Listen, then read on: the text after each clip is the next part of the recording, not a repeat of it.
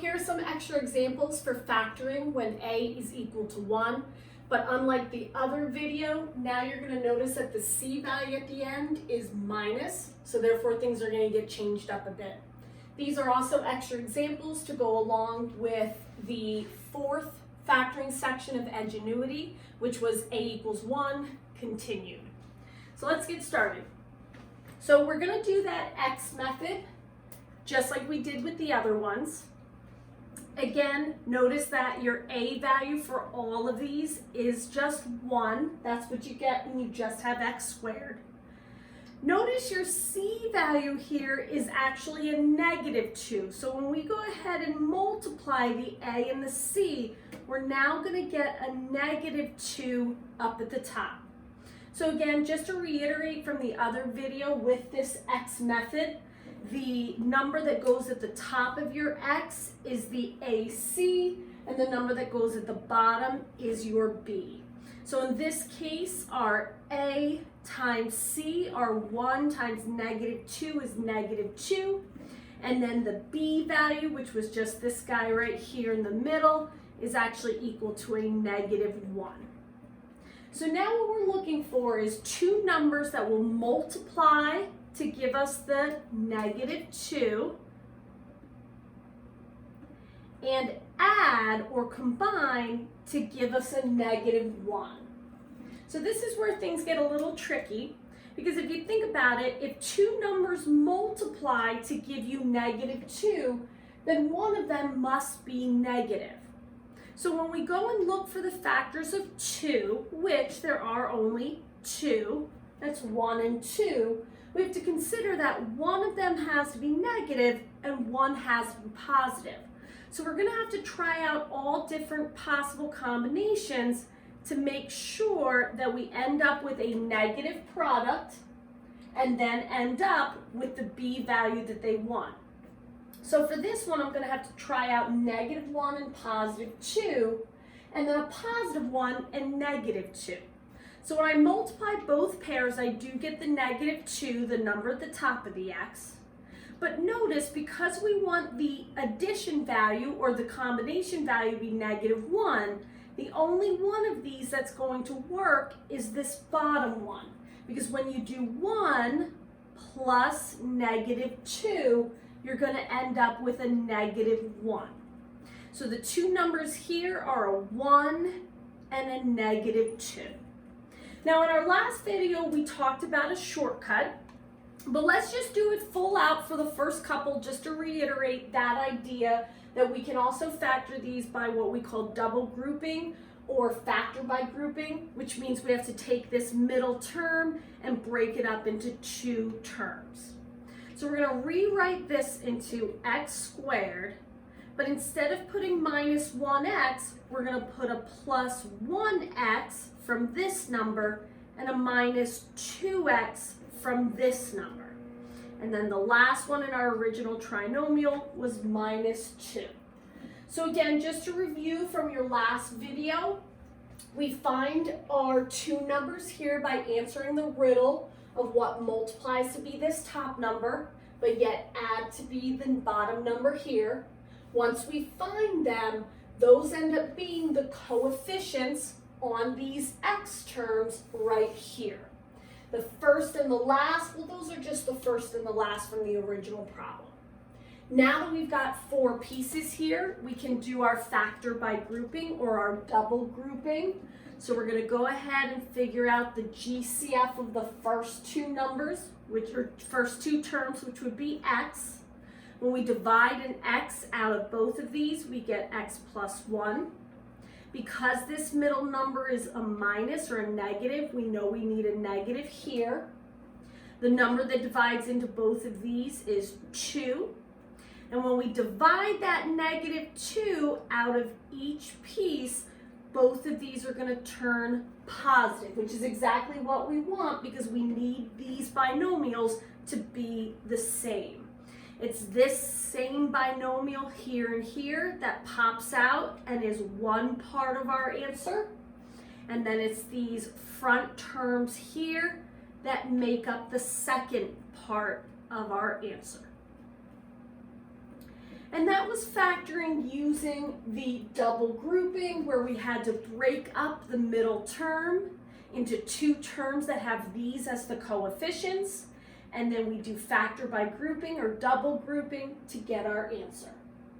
But what we noticed from our last video is that technically, if we do just have an x squared here, meaning if the a is really just 1, we don't have to do all this math. Notice that the 1 or the positive 1 that we got here ends up being the positive 1 in our answer. And the negative 2 that we got here ended up being the minus 2 in our answer. So the shortcut is when you're factoring things that just have x squared, it doesn't work other than this. But if it is just an x squared, just go ahead and do your x, answer the riddle, and then take those pieces and plug them into sets of parentheses with x's. Just make sure you're carrying their sign with it. Since this is a positive 1, this is going to be x plus 1. Because this is a negative 2, this is going to be x minus 2. Let's see what that looks like for number 2 then. So for number 2, we do just have an a value of 1, so we know we can use the shortcut. Also, when we go ahead and multiply it to our c value, which was a minus or a negative 18, that's going to give us a negative 18 at the top of our x. The b value right here in the middle is a positive 3, so that's what's going to go right down there. So now remember our riddle. We're looking for two numbers that are going to multiply to be this top number, and they have to add to be the bottom, okay? Now again, the only way to get that negative number is to make sure that one of the two numbers is negative and one is positive. So this gets a little tricky when you get bigger numbers like 18. Because maybe you start thinking about all your different factors. You think of 1 and 18, you think of 2 and 9, you think of 3 and 6. Well, then trying to figure out throwing negatives and positives onto each of these and trying all those combos, well, that can kind of be really tedious. So when you are dealing with a negative number on here, even though I'm still going to say that the two numbers have to add to be 3, what we really should be thinking about is since one is going to be positive and one will be negative, and when you combine a positive and a negative, you're really just subtracting. I now want you to kind of think, let me find the pairs that subtract to give me this 3, and then we can go ahead and mess around with the positive negatives with that pair. So let's see what I mean. So if I'm coming up here to all these possible values, 1 and 18. Well, 18 minus 8 is 17. Well, that's not 3, cross it out. 2 and 9. Well, 9 minus 2 is 7, not 3, cross it out. 3 and 6. Well, 6 minus 3 is 3. So what this tells me is I'm definitely going to have a 3 and a 6 in my two numbers. However, at this point is when we have to decide who's going to be negative and who's going to be positive. So it's at this point that now you've picked the right pair that then we will go ahead and say, all right, well, should it be the negative 3 and the positive 6, or should it be the positive 3 and the negative 6? So you're still going to have to do kind of the whole what if. What if this guy's negative? What if this guy's negative? But you don't necessarily have to do it to every single pair you come up with. Find the pair that first subtracts to give you this number, then you can mess around with your positive and negatives. So at this point, we take a look here. Negative 3 combined with a 6 will give us a positive 3. 3 combined with a negative 6, well, that's going to give us negative 3. So the one right here that we wanted was positive, so it means that this is the combo we're going to use. We're going to use a negative 3 and a positive 6.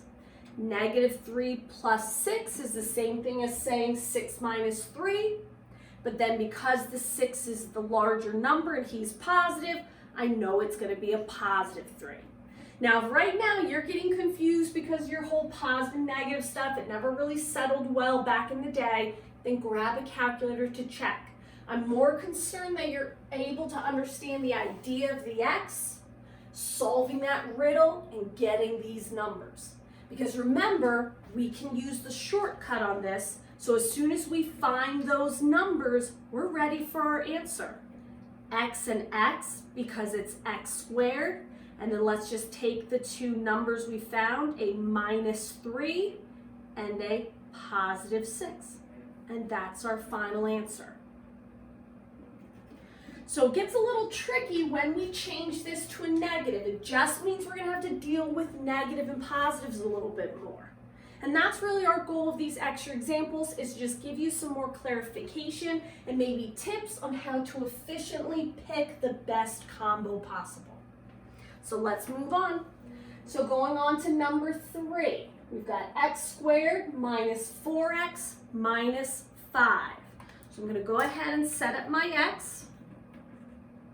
And let's see, at this point, I know that it is an a value of 1. So when I multiply the a and the c, which is a negative 5, I'm going to get negative 5 up at the top. In the middle, I've got negative 4. Now again, because this number here is a negative, basically what I know, let's just clarify that a bit, that's a negative, okay? What I know is that one of these will be positive and one will be negative. I just got to figure out what those numbers are and then who's who, positive or negative. Now lucky for us, kind of like number 2, 5 is a prime number. So the only two possibilities are 1 and 5.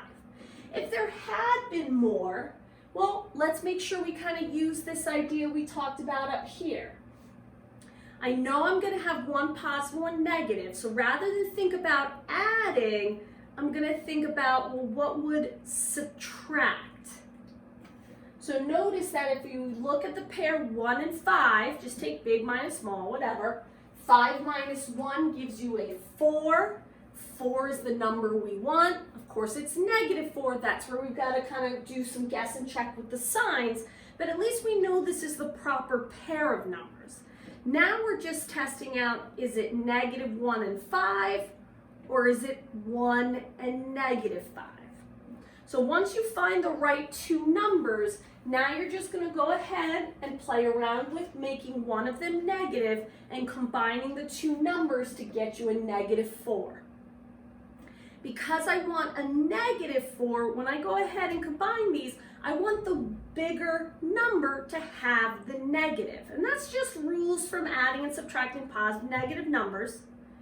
But if you do check this on a calculator, 1 plus negative 5, well, yeah, that will give you that negative 4 that we have down here. So that's the one we want. That's going to give us a positive 1 over here and a negative 5 over here. So now using our shortcut, that's x and x, a positive 1 and a minus 5, and that will be our answer. Moving on to number 4. Again, we'll go ahead and start with that x. The a value is 1, and when we take 1 times negative 6, that'll give us negative 6. The b value also is a 1. So if something doesn't appear to have a coefficient in front, remember that it is technically a 1. So now when I think about 6, I've got two possibilities here. I know that 1 times 6 is 6, but then I also know that 2 times 3 is 6. Now again, I'm looking to find the two numbers that multiply to be a negative, so I know that one of these is going to end up being negative. But before I go and experiment with every single pair, let me just think about this guy here. We had said instead of thinking adding, let's think subtract. So when I look at my pairs of numbers here, let's think about who's going to subtract to give me a 1. Well, when you've got 6 and 1, well, 6 minus 1 is 5, too big. But now look at here, 3 and 2 subtract to give you 1. So this is definitely the pair that we want to work with. But now, to make sure we compensate for getting that -6, we know we've got to decide who's going to be negative. Will it be the 2 that will be negative and the 3 be positive? Or will it be the 2 that's going to be positive and the 3 that's going to be negative? Well, when you go through and do the math, when you take a -2 and you add it to 3, well, that's going to give you a +1. Whereas if I do a +2 plus -3, that's going to give me a -1. Well, we want a +1, so it looks like this is the combo we want. We want the 2 to be the negative guy and the 3 to be the positive guy. Now, as you look through these examples, you should kind of notice something. What ends up happening, guys, is whatever the sign of the B is, that ends up being the sign that's on the bigger number of the pair that you found. So take a look at this one, guys. We needed to multiply to be a -5. That's how we came up with the 1 and 5. But then as we figured out which of these pairs should work, because the B value was negative and the 5 was bigger, he needs to be negative.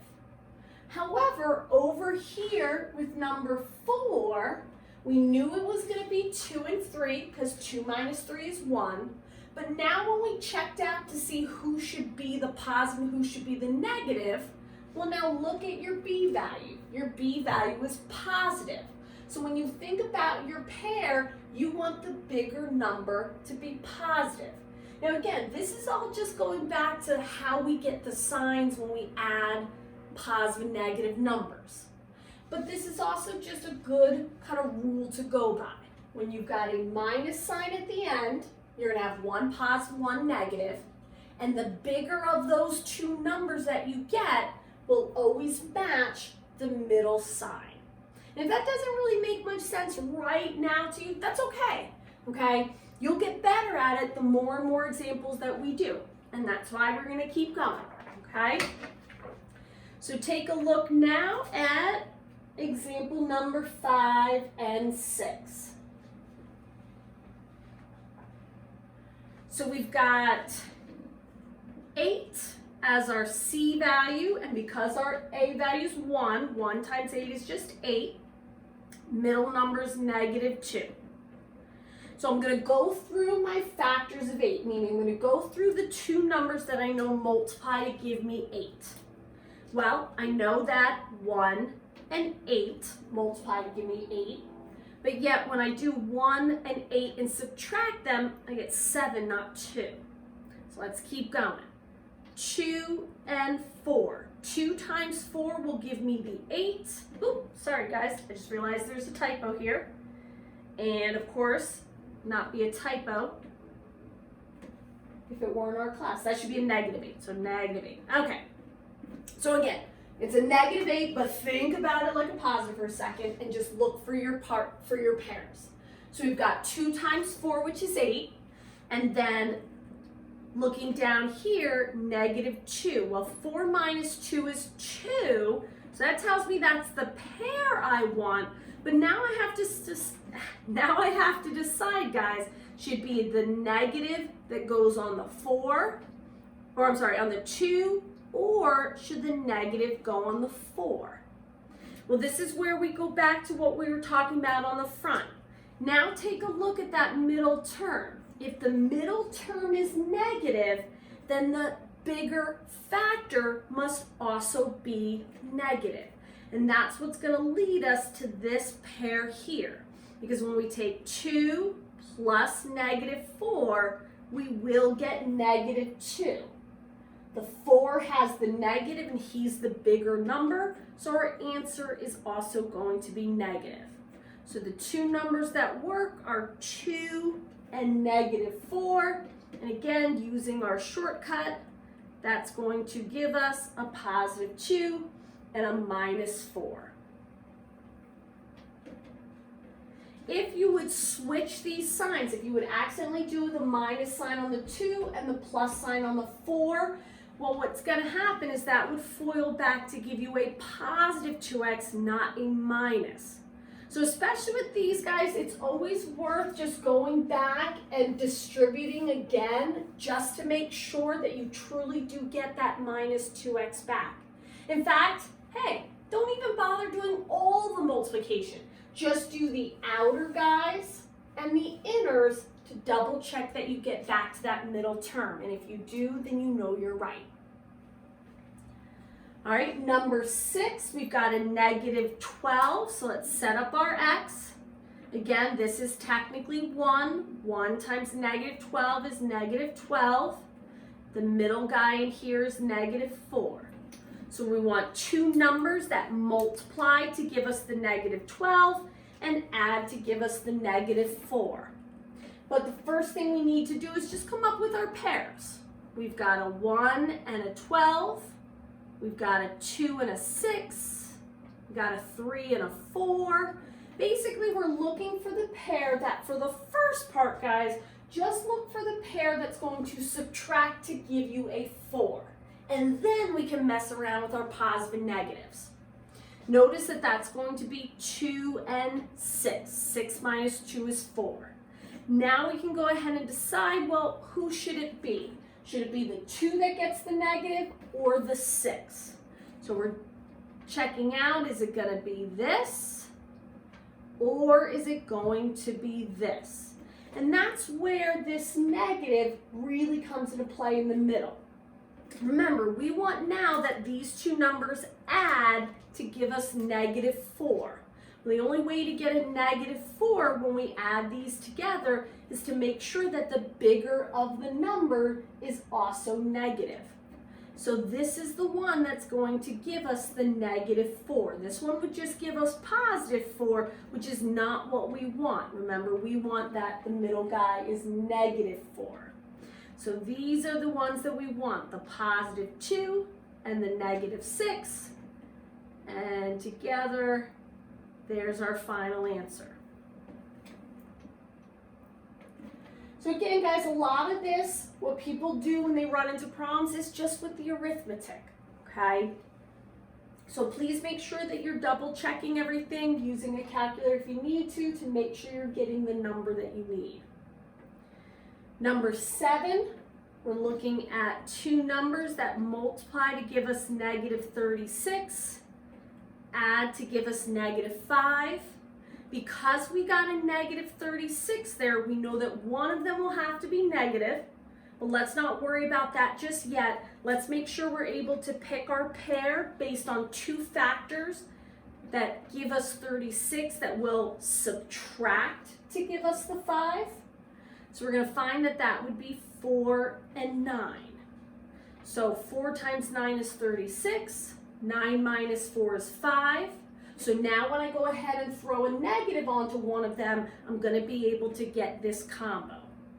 Because I'm looking for a negative number when I put the negative on one of these guys, I know that the larger of the two factors must be negative.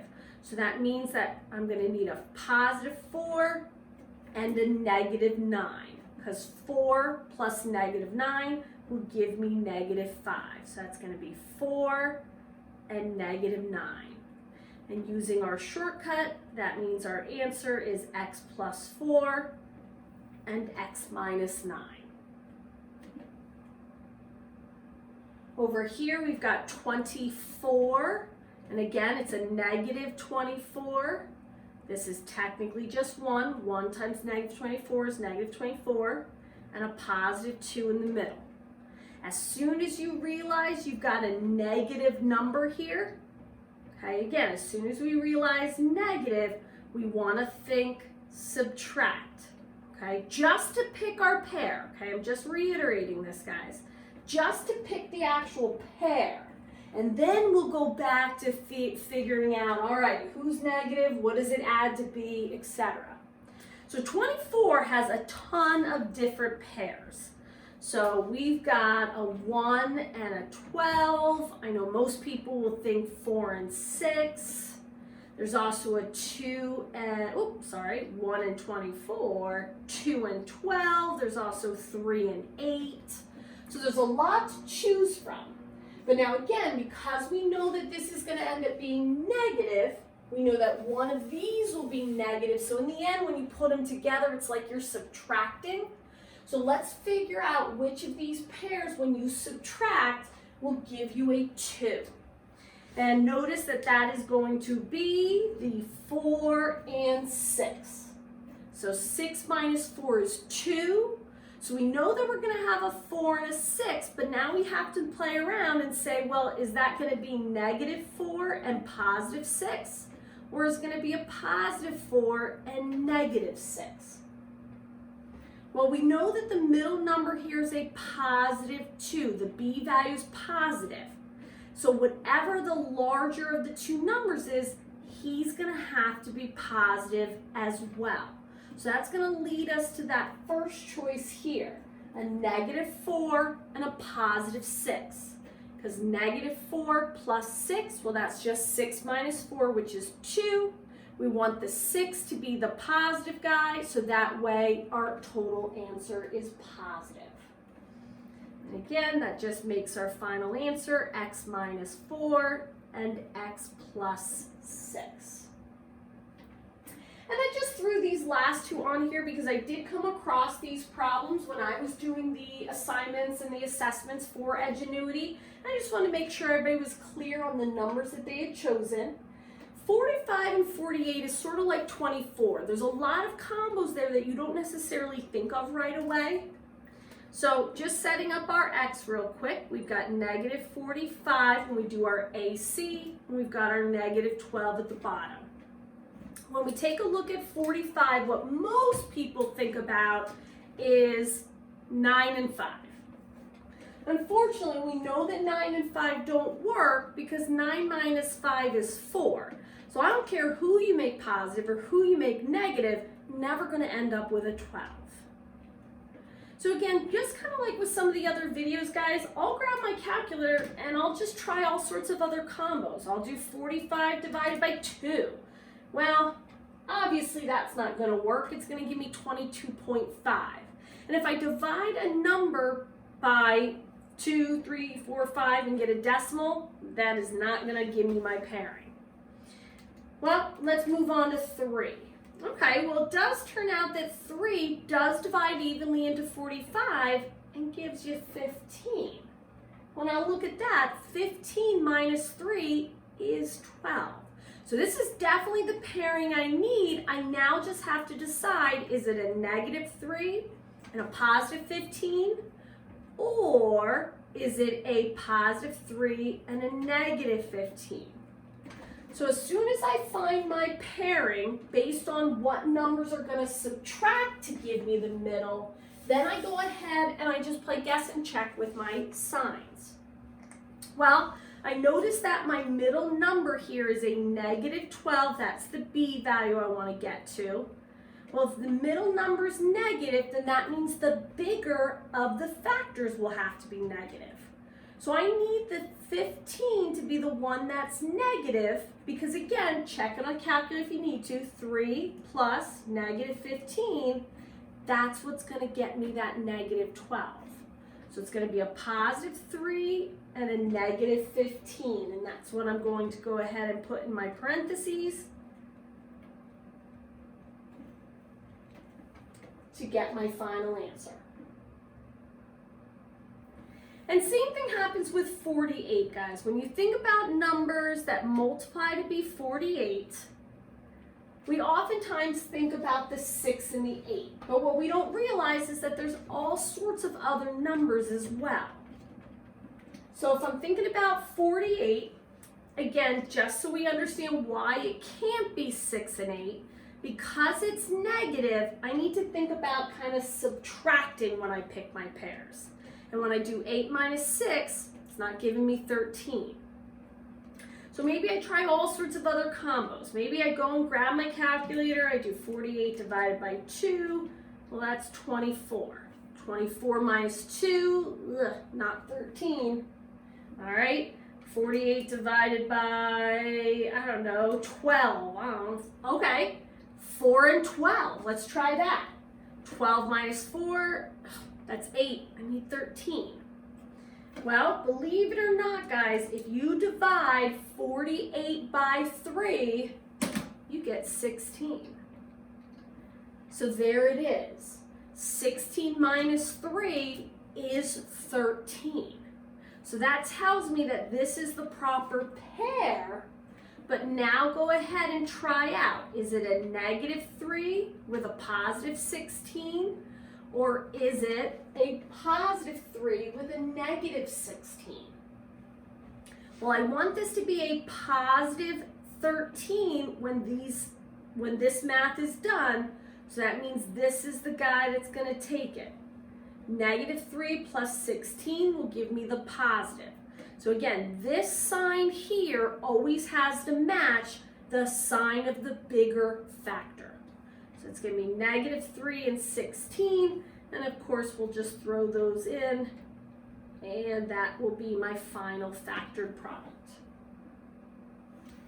So again, guys, the most difficult part with these types of problems is really just the idea of how to zero in on the pair. So just to reiterate, because it's just x squared, that's a 1.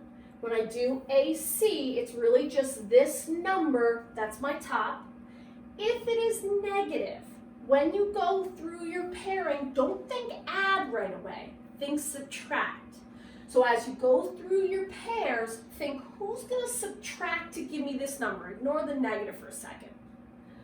That'll zero in on the two numbers that you need, but again, because this product is negative, I know that one of these must be negative. And then you can go ahead and try out which combo is truly going to add or combine to give you that number there. Lastly, on Edgenuity, just bring this up now because that's what Edgenuity did, is they do talk about prime quadratic trinomials, and we talked about prime polynomials when we did the double grouping or the factor by grouping, so it's really no different, except this time, just to kind of clarify a little bit more. A quadratic trinomial's prime if you cannot find the pair of numbers that will multiply to give you the AC and then also add to BB. So just taking a look at these two right here, I know based on the fact that I have a -6 here, and this is really just 1, when you do AC, that gives you -6. This is a positive, gives me 7. Now remember what we just talked about with all these examples. When I go through my possible factors here, because this is negative, one of these is going to have to be negative. So rather than thinking right away, oh look, 1 and 6, that's 7. Well, wait a minute, one of these has to be negative. So I'm looking for the pair that subtracts to give me 7. And that's not going to do it. There is no pair. But let's say, you know what, you didn't notice it. Let's say you did grab the 1 and 6. Remember, one of them has to be negative, one of them has to be positive. So when you go and try out your possibilities, when you do -1 plus 6, well, guess what, guys? That's going to give you a +5, not 7. 1 plus -6, well, that's going to give you a -5, not 7.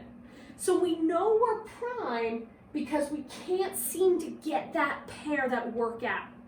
Now again, I'm not going to assume I'm prime every time I just run into a stumble, okay? You saw lots of numbers on the other examples where you might just have to grab a calculator and see what else there is. But if you've really gone through all your possible factors here and you can't find the combo that multiplies to be the top and adds or combines to be the B, then you know you have prime. Same thing happens over here with this second one, okay? Again, I've got a -18 up at the top. I've got a -9 on the bottom. Again, when I think about all my possible pairs, okay? And again, I'm just going in order, but whatever kind of comes to your head, go ahead and write them down. Because this is a negative, one of these will end up being negative. So first think, which of these pairs subtracts to give me a 9, not adds? Well, none of them will do that. But let's say you got confused. You got confused with the last video's examples. Things are getting a little messed up in your head. All right, let's say you picked this one because you noticed 3 and 6 make 9. But again, the only way to get the negative 18 is for one of them to be negative. So don't just grab a pair and throw them in and be like, hey, I got it. Take the time to check. Negative 3 plus 6, ugh, that ain't gonna work. When I add those, that gives me a positive 3. 3 plus negative 6, nope, that gives me a negative 3. So nothing's working here that will give me that negative 9, so I know that it's prime. So when you get to problems, especially in Edgenuity, okay, where they say like, oh, check off all the ones that are prime. Guys, take the time. Take the time to set up your little X method and try out your different combos, okay? Don't just click through and submit, okay? Take the time because I know you can do it. If you need to, guys, rewatch this video. Rewatch the videos in Edgenuity. Send me a message on Remind. Send me an email, whatever we need, okay? Because factoring is going to affect us in our next unit as well. And these types of quadratics, we're going to see a lot of. So we want to get familiar with them. We want to get good at them. And if there's any kind of hang-ups you're having right now that's kind of causing like a blockade to understanding, you got to clarify it now. Okay? So let me know if you have any questions. Good luck, and I'll talk to you later. Bye-bye.